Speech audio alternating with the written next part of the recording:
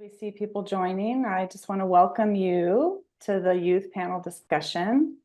We're really excited to get started today. We're really delighted to have a group of youth panelists with us tonight.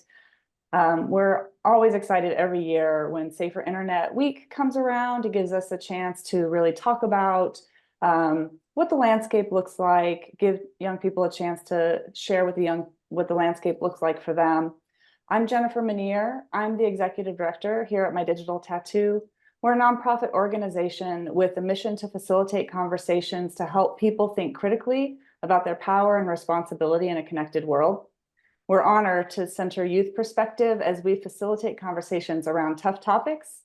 For example, tonight, we're going to explore the impact of misinformation on society, shared strategies for critical thinking, and discuss the role that young leaders, like we have here tonight, play in fostering a more informed society.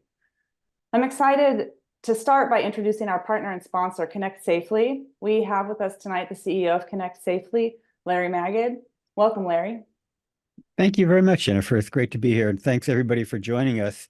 As Jennifer mentioned, My Digital Tattoo has branded it Safer Internet Week. We use the term Safer Internet Day because that's the global date, which happened to have been Tuesday, but in fact, we also are celebrating it all week, and we're more than happy. We called it Safer Internet Week a couple of years ago as well, and we go back and forth. But whatever we call it, this is a global event. It takes place in well over 100 countries around the world.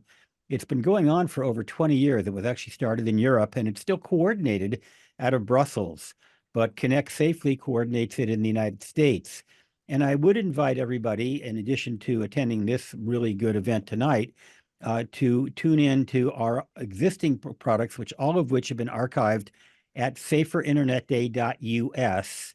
And if you can't, not saferinternetday.org, but .us as in USA. Or if you can't remember that, you can just go to connectsafely.org, and there is a link on the front page about the activities that we've done this year. And that includes a webinar we did with National PTA, where our education Carrie Gallagher spoke, an interview with Michael Rich, who's a very well-respected pediatrician who runs the Boston Children's Hospital Digital Wellness Lab, and just a ton of resources, lesson plans, guides on every subject you can imagine, including all of the services and apps that you or your kids use, you as if the teens and parents of teens, just about all of them, Snapchat, Chat, TikTok, you name it, are all covered in detail on our various guides and quick guides. So anyway, we're delighted to have My Digital Tattoo as a partner now for, I think, the second year in a row with Safer Internet Day, but even longer. We work with My Digital Tattoo on the podcast and various other activities, and we love working with you guys. So welcome everybody, and I look forward to tonight's discussion. Thank you so much, Larry. Yeah, we always really enjoy using the resources. It's great to have those shared, and we definitely learn a lot from you and your team. Thank you. We're also really honored tonight to be joined by a team of experts, and not just the young people who are experts with their own experience, but we are excited to have 3 panel moderators with us tonight, all amazing people, and I'm excited for them to introduce themselves. Mick, I'll pass it to you. Yeah, thanks so much for having me. I'm really excited to talk to our panelists today and learn more about misinformation. My name is Mick Pollard. I'm currently the owner of Dowling Consulting Group. We're a consultancy that focuses specifically on small businesses and nonprofits, offering mental health consulting and services, especially in support of educators. I run that consultancy with my husband, Luke, who I'll pass it to in a moment. But in addition, I'm on the board of My Digital Tattoo, as well as having worked at YouTube and Airbnb on platform safety, especially at a place like YouTube. Misinformation was a big deal. And so I have just a keen interest in this generally. And like I said, looking forward to learning from our panelists about how this affects their lives. So yeah, I'll pass it to Luke to introduce himself. Hi, I'm Luke Dowling, and I am Mick's husband and the other part of Dowling Consulting Group. And I'm also a clinical psychologist. Been in private practice for over 10 years and I've worked in a variety of other roles as a psychologist over the years, and a lot of the work that I've done has been with adolescents. And I'm very happy to be here today and appreciate the invitation. I'll pass it over to our other moderator, Omar here. Hi, y'all. I'm Omar Rivera, and I've taken many different roles in my 5 years working at My Digital Tattoo. I continue to be primarily involved in our teen empowerment programs as the program manager of the organization. I enjoy learning a lot about how young people are navigating the ever-changing online world. I'm especially excited for our teens who joined us today to discuss a topic that I believe is crucial for internet users of all ages, all of us, to be constantly mindful about. So I would like to have each teen on our panel today to introduce themselves. Let's start with your name, what grade you are in, and then tell us what is your favorite app to use or game to play. And I'm going to start with Helena. Hello, I'm Helena. I'm a junior, and my, I guess, favorite, most used, but also least favorite app is Twitter. So lots of misinformation there. So yeah. Like it. All right, let's go to Matthew. Hey, I'm Matthew. I'm a sophomore, and I think my favorite app to use, or the one I use the most, is YouTube. All right, moving on to Pranay. All right. Hey, I'm Pranay. I'm in 10th grade, so sophomore, and my favorite app to use is Instagram. And I also like Snapchat a lot. So it's my top 2 most used apps. Thank you, Pranay. All right, Jacob. Hello, I'm Jacob. I'm a senior, and I would say probably my favorite app to use would probably have to be Instagram or YouTube. Thank you. Stephanie. Hello, my name is Stephanie. I'm a sophomore, and my favorite app is Instagram. And last but not least, Nadia. Hi, everyone. My name's Nadia. I'm a senior in high school, and I think my favorite or most used apps probably either iMessages or Spotify. And I think we are ready to start off with the questions. I can't wait to see how deep these discussions can go. All right, I want to start with the first question, and that is, how would you define the term misinformation? So anyone jump in. What do you define as misinformation? I think misinformation is stuff you see either online or like stuff you see online that's not actually true, and oftentimes it's there to grab your attention or get you to like interact with a post. And yeah. Yeah, I agree. I feel like misinformation most of all is like something with an agenda, right? So, sometimes it could just be omitting some information or like changing the truth a little bit, but it's always to have some ulterior motive outside of just spreading information. Yeah, I think misinformation is intentional, and I think there is sort of, I guess, some malicious aspect behind it.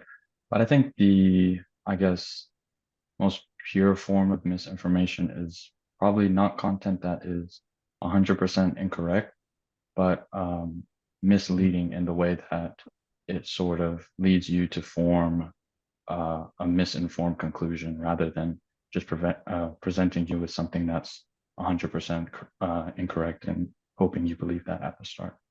Yeah, okay. So I kind of see what Jacob's saying, but I kind of disagree. I think misinformation is unintentional, inaccurate information, which I think is kind of like the most blanket definition.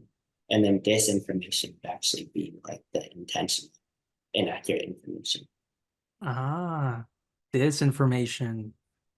Yeah, I love that you pointed that out, Matthew. Sorry to just quickly jump in, but just speaking from sort of the platform space, that is a distinction that's made, whether or not it's intentional or not. And I think, Pranay, you had touched on something that almost everyone has, that there's some kind of agenda or some reason or some behavior that they want from you, which is another type of harm in and of itself.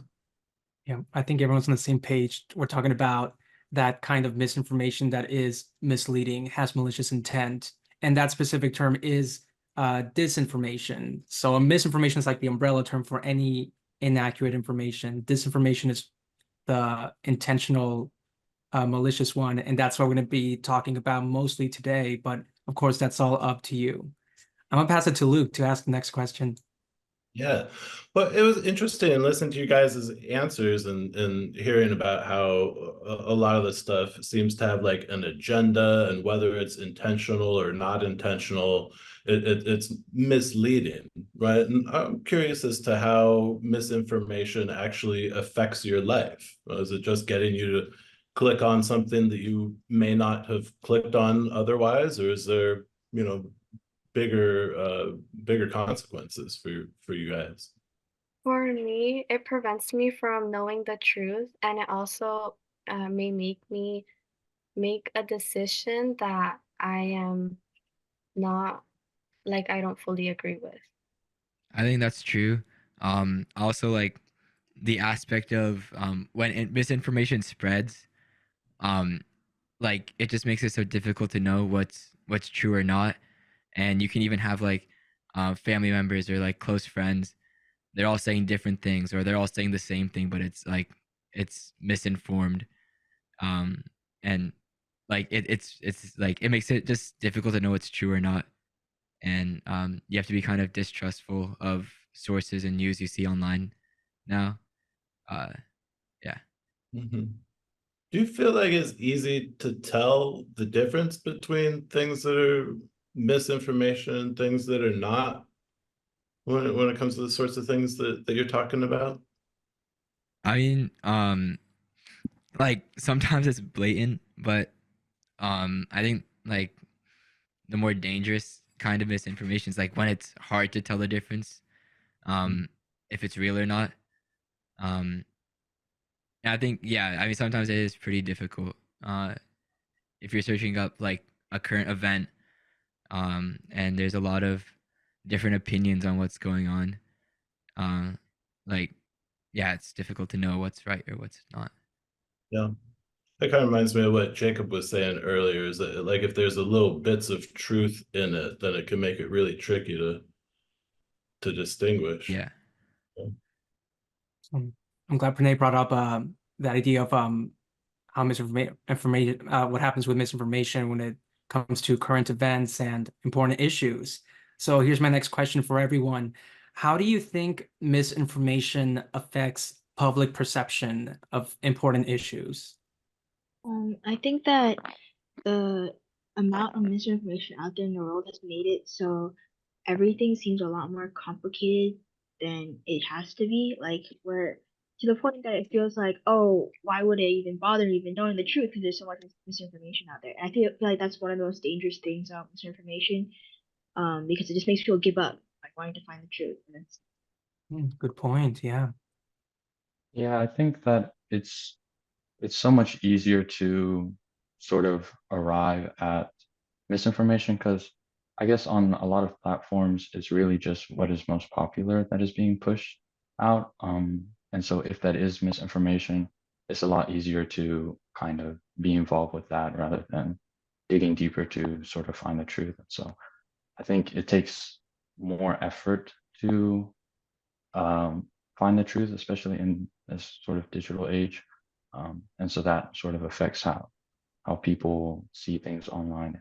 And also going back to just what is popular being pushed on these various platforms, sort of easy to get in an echo chamber where if you are originally informed by some piece of information, uh, all of a sudden the various posts and sources of intel around you are just constantly um, validating that information. And so I think it makes it difficult to sort of get out of a loop of misinformation online. Oh, yeah. And I want to enter this other question for you, Jacob, and for anyone else to jump in after. Like, why do you think misinformation is more popular or more pushed at you or more in your feed? Why do you think that is? I think there's probably multiple reasons. I think more of, I guess, a base answer would be that it sort of gets interactions and gets people talking about something. I think Mm. people kind of are fueled by interactions, and um, I guess for a while, a lot of people might say that like bad attention is still attention and things like that. And so even if something Mm. is misinforming, as long as it might lead to some amount of attention or interaction, it might be beneficial. And then I feel like there's also instances where people just genuinely believe these um, believe misinformation or misinformation that might stem from an agenda. And if they truly believe in that agenda, then they work hard to promote that information that kind of works to validate that. And so I feel like in those cases, you're either coming across instances where people truly believe what they're talking about and are super passionate about that. And that's why it gets put out so much and is so popular.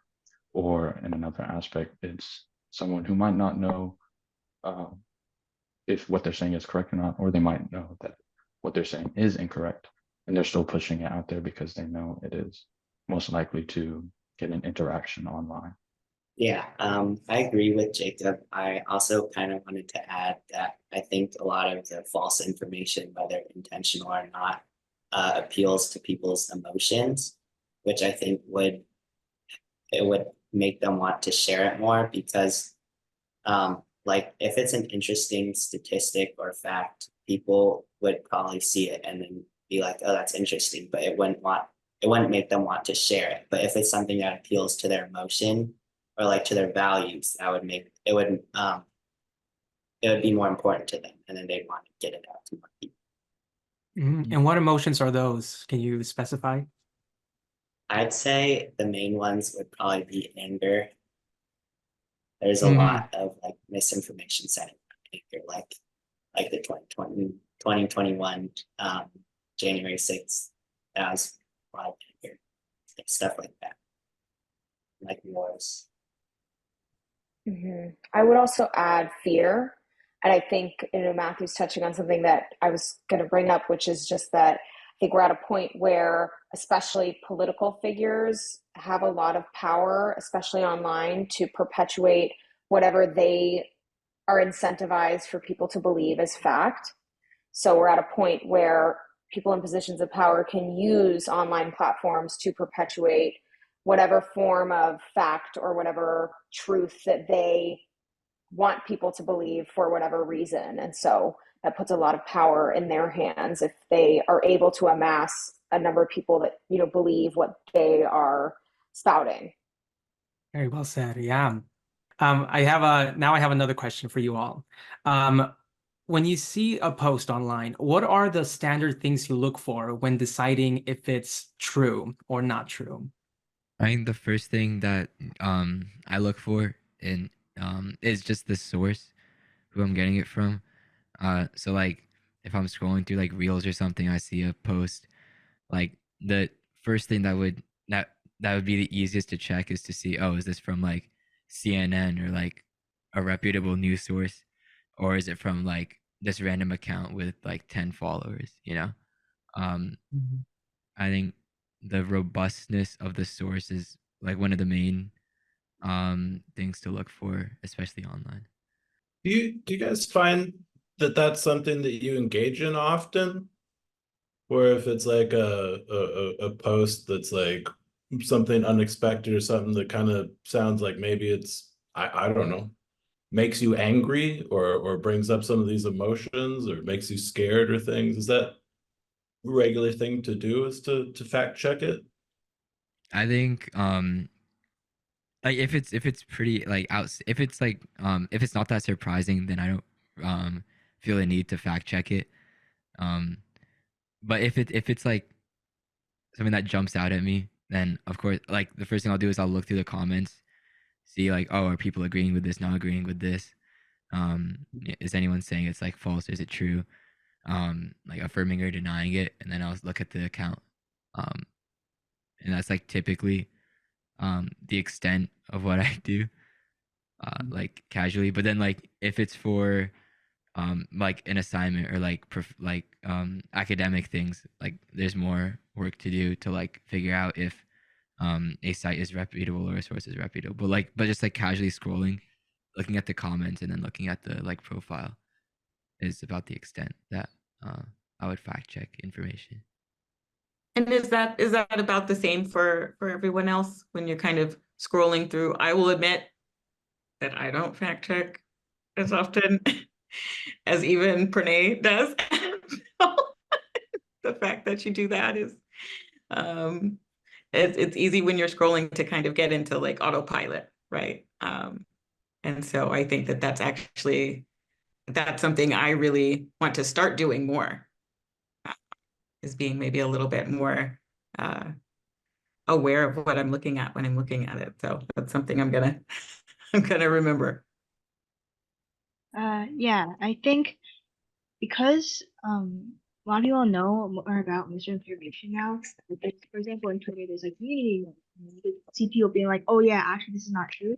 Now, when I come across like any information at all online, I low key just always take it with a grain of salt, no matter how believable it is, because I realize it really is so easy to lie online. It's like typing in some words that are wrong and then pressing send. No one's gonna stop you, right? So, over time, I've come to realize that like the options are either fact check it before you believe it, which I'm not gonna do because I'm lazy, or just don't believe it, you know? But I think that's kind of the dangerous part, because sometimes when you like see something, even if you don't like think about it too often or like that hard, it will still kind of sort of get absorbed into your consciousness.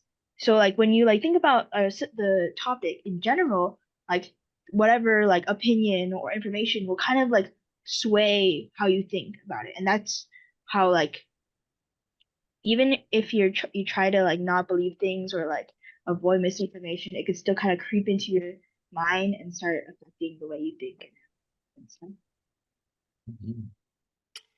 Yeah, I think adding on to that, so I don't get a lot of exposure to social media postings because I don't have any mainstream social media.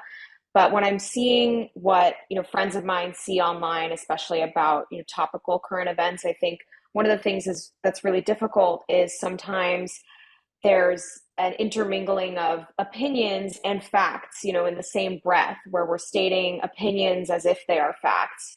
Or, if someone is presenting only some context on an issue, or they're selectively presenting evidence, or, maybe they're citing research that, needs to be taken with a grain of salt because of whatever inaccuracy or errors that might be present in that research. And I think it is hard to dig really deeply into those and think, okay, where is this person coming from?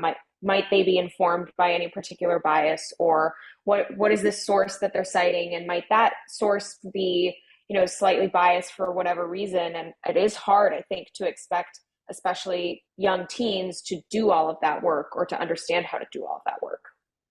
That makes a lot of sense, and I guess if I can jump in here, I have a question that kind of attaches to that. Like, with all the work that would entail, and as disinclined as most folks are to do it, myself and Michelle clearly included, I wonder what sort of responsibility, from your guys' perspective, that you feel like media organizations have to like either perpetuate or combat misinformation. It gets tricky because there is something about like it was being said, you can just like kind of say anything and put it up online, and maybe that's good from a free speech kind of perspective, or being able to express whatever you want to online, or maybe there's something that organizations need to do to stop misinformation in some sort of a way or another. I wonder what your guys' perspectives are on that. I'd like to start this is actually one of the interview questions I asked Ms. Lee when I was interviewing her for an article I wrote about misinformation. And then, so I think media organizations do play a very large part in either perpetuating or combating misinformation. Because if media organizations reach a lot more people than, let's say, like one person reading something would reach if they shared it to their friends.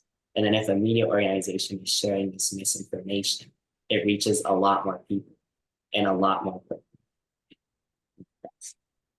So it's like because of their scope and the amount of power that media organizations have, that some of the responsibility should fall on them. Yeah. Yeah.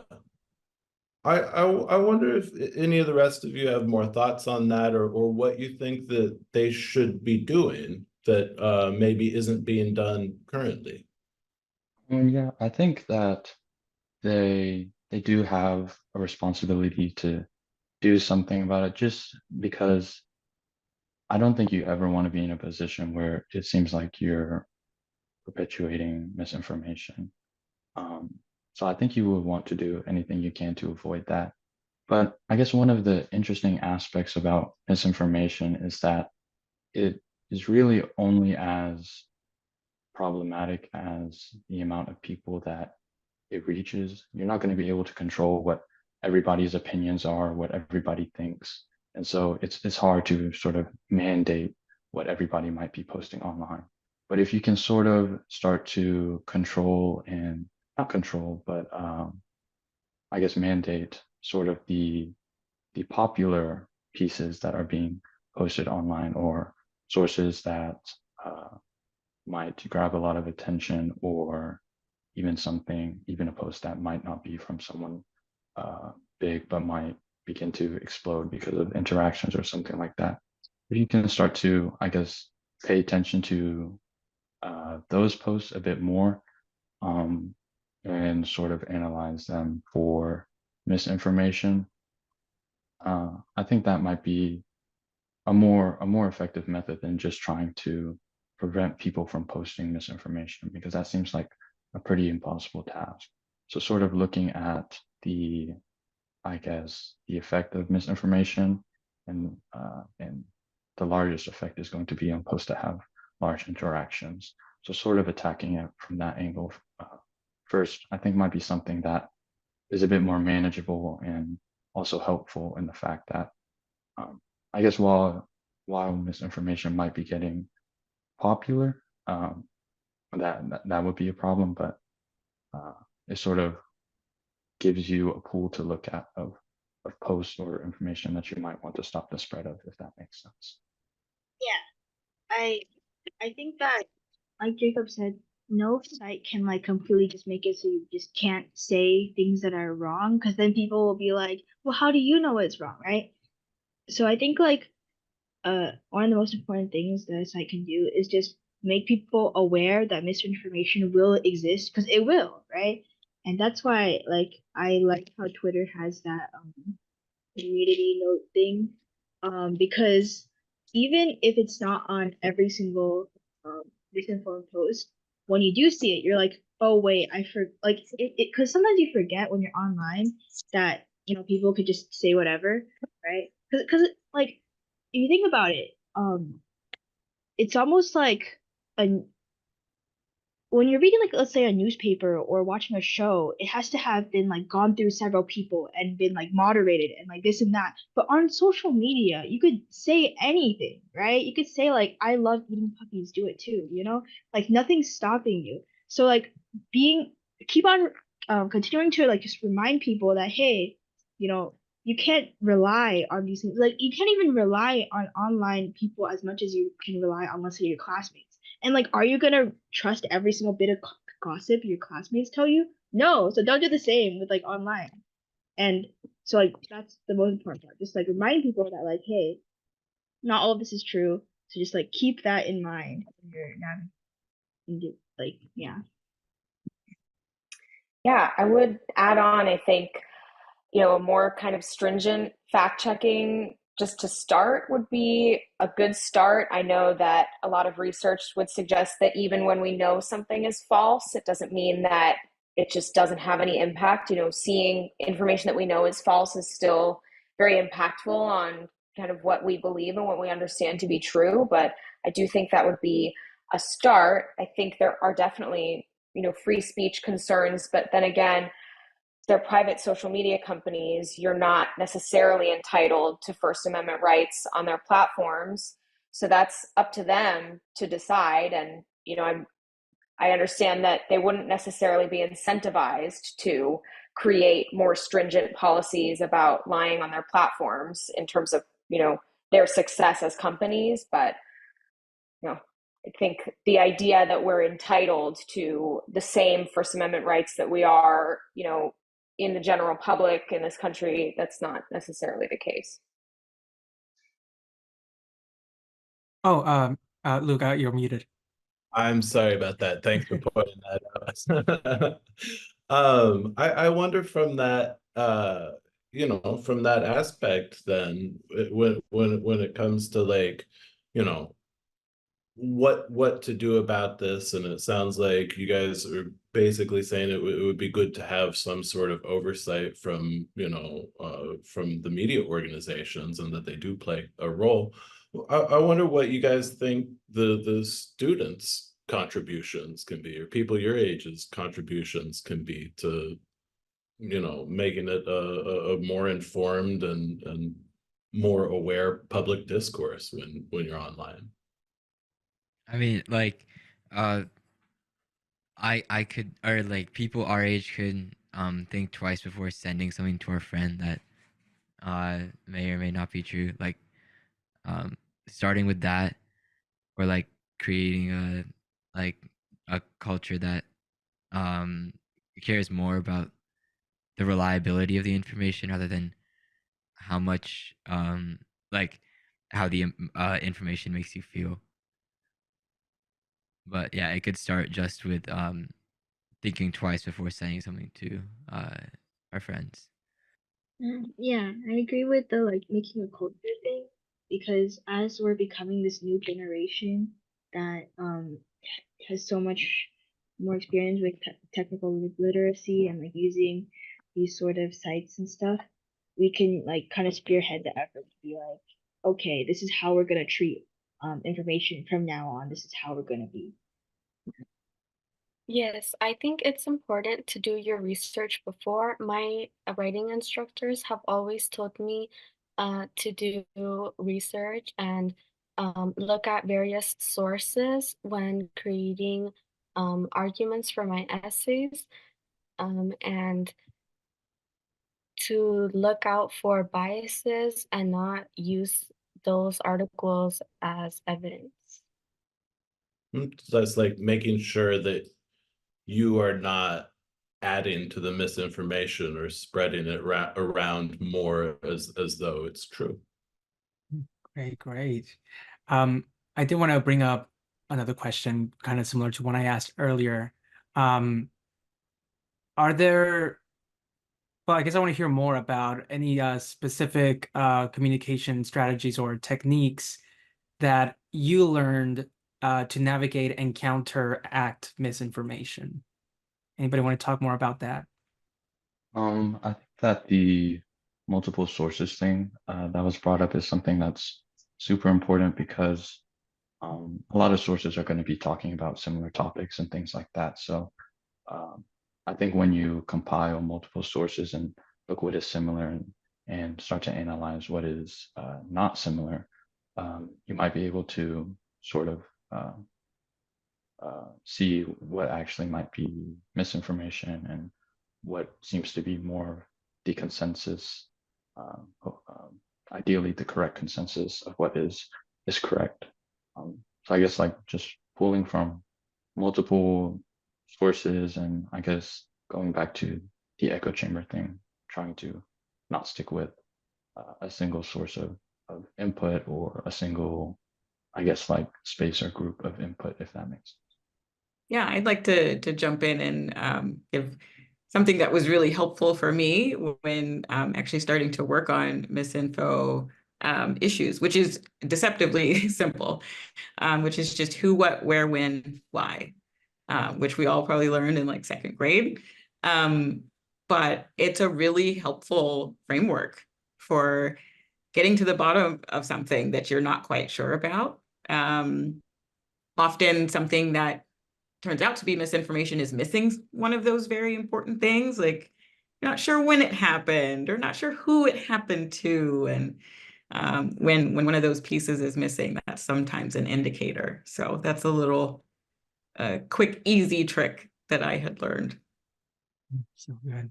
And checking multiple sources. I'm so glad you all brought up echo chambers, because that is something that we can all easily fall into without being conscious about it.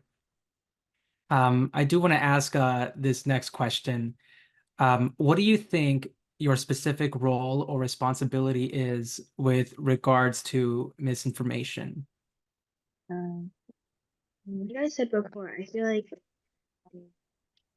now that we're kind of the people that are most familiar with this kind of technology, you kind of have to be sort of responsible with recognizing misinformation and recognizing it, because sometimes you can't really blame people for believing in these things, but if we want to that misinformation, we have to kind of learn to be better than that, even if it's not really our fault.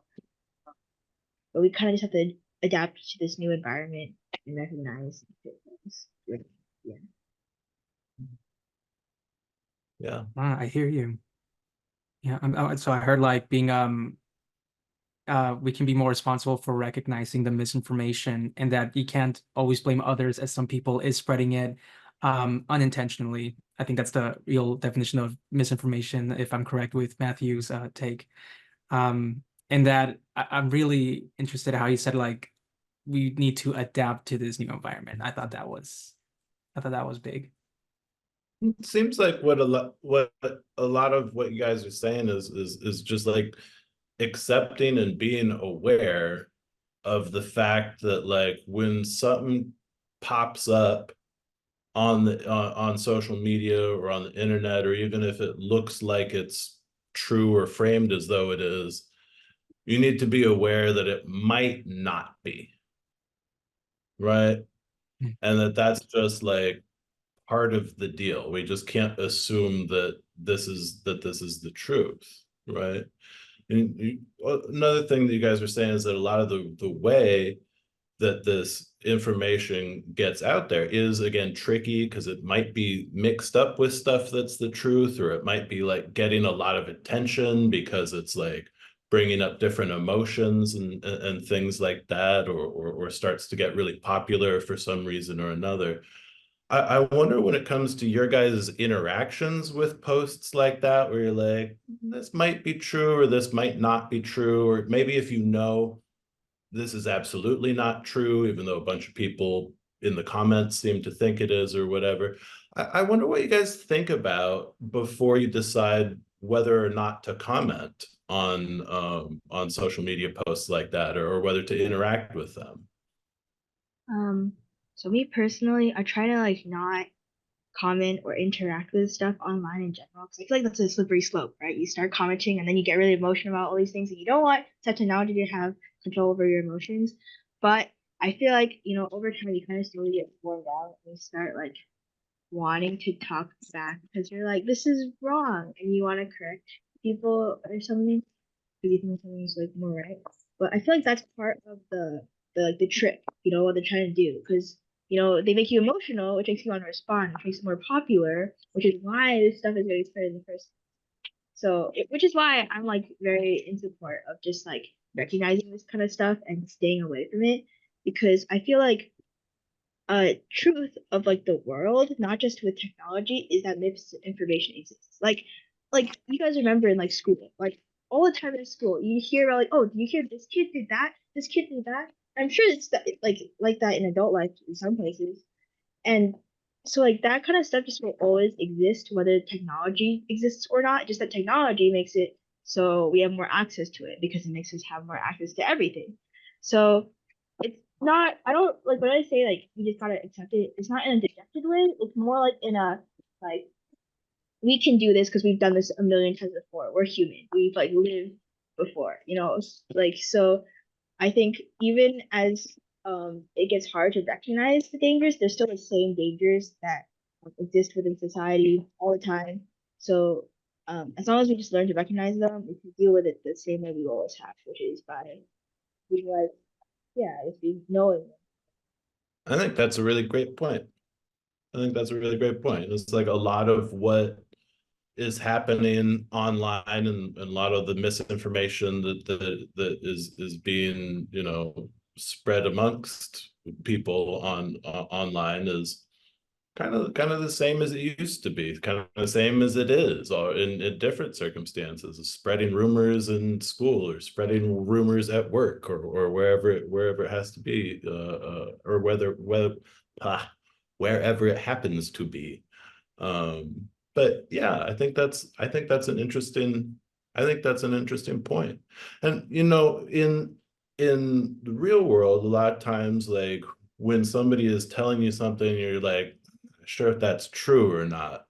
There's like a tone of voice, right? Or maybe it's somebody who's lied a whole bunch of times, and you're just like, man, I don't know about, Sam and what Sam has to say, or whatever, whatever it has to be. Are there, from your guys' perspectives, are there like little like clues of stuff online where you look at it and it's like, like Michael Jordan's coming back to the NBA, and you're like, that doesn't sound true, or what sorts of clues are out there that may get you guys to raise an eyebrow at some information that comes your way? I think one of the bigger clues is that because a lot of the time misinformation is meant to get your attention, titles or things that either seem too good to be true or things that sound very emotional, like uses very extreme language.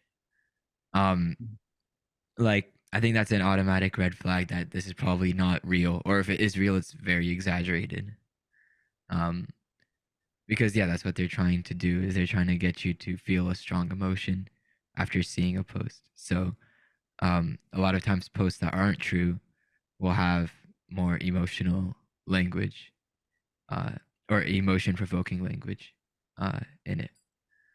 I think another kind of difficult thing in just how fast paced, especially our news media environment is today, is an issue of sometimes, when things are developing, and if a news outlet reports on what they know, at a certain time period to be the case, this is what we know at this point in time. And then maybe down the line, we learn that actually that wasn't true, or actually they've further investigated and now there's no evidence to support this initial claim that we made. I'm involved in journalism at my school, and I think it's a big question for us is, if we initially report something that at the time we thought to be true, and then later on we find out it's not, how do we make sure that those people that read our initial article understand that actually the facts have changed?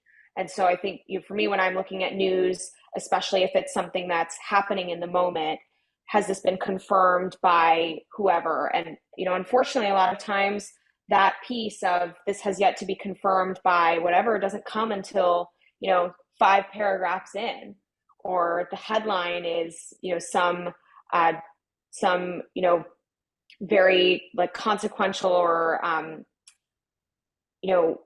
crazy sounding quote from some political figure, maybe because that's what's going to catch my attention, but the context with which that was said doesn't come until later on. So I think those would be some red flags for me, are what's the context, or is this something that's breaking, is this something that could be developing later on? Yeah, kind of to add on to what Nadia said, like a lot in the fast-paced like news world, a lot of media organizations would depend on sensationalism, which is like with like topics or like a headline that's really catchy that would appeal to a lot of people. But it might not necessarily be the whole story, or they might not really know all the information. Like with breaking news, they just can't know all the information. And when they try to report on it that early, it's really hard to make sure the information is really credible. But and then when they correct it later, what Nadia said, it's hard to make sure it is accurate. And yeah, I think that's like, sensationalism is not really the same as misinformation, but it can definitely lead to misinformation a lot of the time. Yeah, like in and of itself, that doesn't mean that it's misinformation or disinformation, but sensationalism is definitely something that can be not the whole story, right? And is also a technique that somebody making mis or disinformation might use a whole bunch. Is that what you're saying? Yeah, pretty much. Yeah, and just wanted to jump in and kind of, with that in mind, how prevalent misinformation is. I just kind of wanted to end on actually a question that we have here that Jennifer was asking, and I was also wondering about, which is, does the prevalence of misinformation make you feel some kind of way about being online? Does it make you feel more skeptical in a way that doesn't feel great? Or do you feel like you have that ability to kind of see through it and so it doesn't really bother you? What are your guys' feelings about being online, considering misinformation in the environment? I feel kind of both ways. Like you mentioned, obviously I'm feeling more skeptical of things I see online, just because like as people have mentioned that like anyone can post anything, doesn't matter if it's true or not. So obviously you have to be a little skeptical of things you see online. But at the same time, I'm feeling optimistic because getting access to so much information is kind of like a double-edged sword, right? In one hand it's really good. I get access to like the entire internet, and that has like all of humanity's like discoveries and scientific like revolutions on it. It's all like at the like it's all depressed at my fingertips. And I think that dealing with this information is just something that is a new skill we have to learn. It doesn't mean that like technology is bad or technology is good. It's like it's different, and we need to kind of like learn how to deal with it. Yeah, really, really love what you're saying there. It's a skill to learn.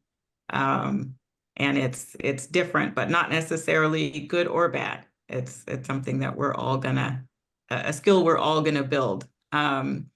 And I definitely appreciate this panel today of youth who are going to probably be the ones to teach us how to deal with it best. And so thank you so much, guys, for this great conversation today. I know I've really enjoyed it and learned a lot. And so on behalf of Dowling Consulting Group and My Digital Tattoo, I just want to thank everyone all once again for helping us to celebrate this Safer Internet Day and Week. Yeah, if there's any questions or comments from anybody in our audience, we'd love to hear that now. I just have a comment that I'll add. Can you guys hear me? Yeah. Yep. Yeah, no, there was a lot of very good information, a lot of good feedback from you guys. That's freaking awesome. It gives me hope because I've also seen a lot of misinformation. Everything you guys talked about, I've seen it. And sometimes I'm like, wow, this is so plainly obvious. And other times I've been fooled too. So I'm like I'll be like, oh, that sounds about right. You know, these numbers, nobody can make up these numbers. They're so precise. So just knowing that you guys are keeping an open mind and you're understanding and can see what's obviously incorrect and at least take it a step further, that is wonderful. So that's my only thing that I want to say. So very, very happy to hear that.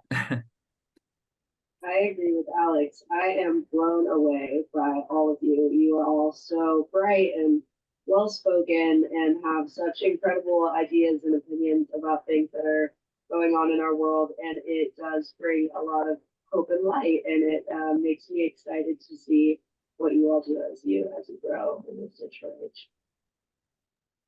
Actually, one question that I kind of do have this kind of a regarding this whole presentation. How do you feel about your peers? Like, do you feel like they have very similar views to you, or do you feel like do you feel like, oh, they don't take it as deep as you do, or like, I guess if you want to throw some percentages, like be like, yeah, 50% of my friends would totally be like, yeah, it's a fact because I see it online. Like, I'm just curious to see what is your feel around the people around you. This is just depends.